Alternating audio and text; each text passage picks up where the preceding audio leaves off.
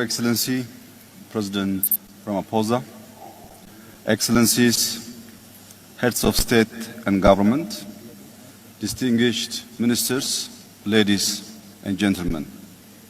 At the outset, allow me to thank our host, President Ramaphosa, for the kind invitation and hospitality. I would also like to express my profound appreciation to Your Excellency for your able leadership as the current chair of the BRICS, in which you have amplified the collective voice of Africa. This BRICS summit is taking place at a critical moment in time, when often unheard voices in the global arena are striving to be heard. The many crises we have faced as a global community, particularly after the COVID-19 pandemic, have further exposed how cooperation is key for our collective survival. Hence, a growing and inclusive multilateralism is essential to overcome common challenges. A reformed multilateralism entails inclusivity, cooperation, and diversity of voices and interests. By amplifying voices from various corners of the globe, we can collaboratively work for an equitable and peaceful world. In an ever-interdependent world, collectivity is essential to adequately solve global challenges. Transnational problems requires joint solutions. At this crucial time, promoting dialogue and harmony is highly critical for overall peace and prosperity. That's why Ethiopia has always been a champion and a defender of multilateralism. And the BRICS is indeed one key initiative, responding to the repeated calls for a new and inclusive multilateralism. Excellencies, ladies and gentlemen, the name Ethiopia evokes memories of origins and of an ancient and wealthy civilization. Remarkable works of architecture and monuments grace its land. Multiple kingdoms ruled over the dominion thousands of years ago. In this modern history, Ethiopia has remained uncolonized, and it has a long history of diplomacy stretching over 100 years. As a founding member of the League of Nations and the Organization for African Unity, Ethiopia's engagement in the international stage has been quite meaningful and impactful. Ethiopia is Africa's second most populous country, with around 120 million people, a greater majority of which are young and dynamic. This demographic dividend, if harnessed properly, can be a significant asset for cooperation through driving innovation, consumption, and providing a large workforce.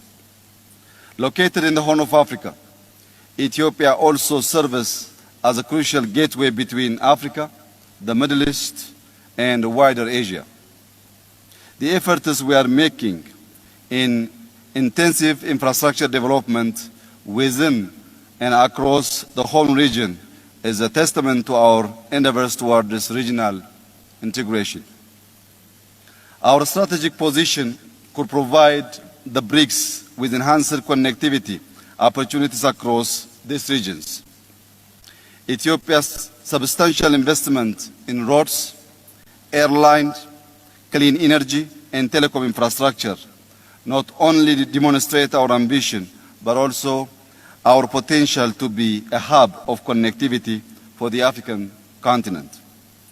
Our positioning offers a vital link to East Africa's market and has the potential to foster a richer and a more inclusive integration of the global economy. Excellencies, my country has also recorded one of the highest economic growth rates in Africa and has showcased its potential to become one of the continent's largest economies. This growth is backed by a mix of agriculture, manufacturing, and service, demonstrating a diversified and resilient economy. For the past 5 years, Ethiopia has also been in the driver's seat to practical solutions to address climate change. Through our massive Green Legacy tree planting program, the initiative launched in 2019 will be the largest afforestation program in the world, when by 2026 we will have planted 50 billion trees in a total of 8 years. Till last week, we have already planted 32 billion seedlings.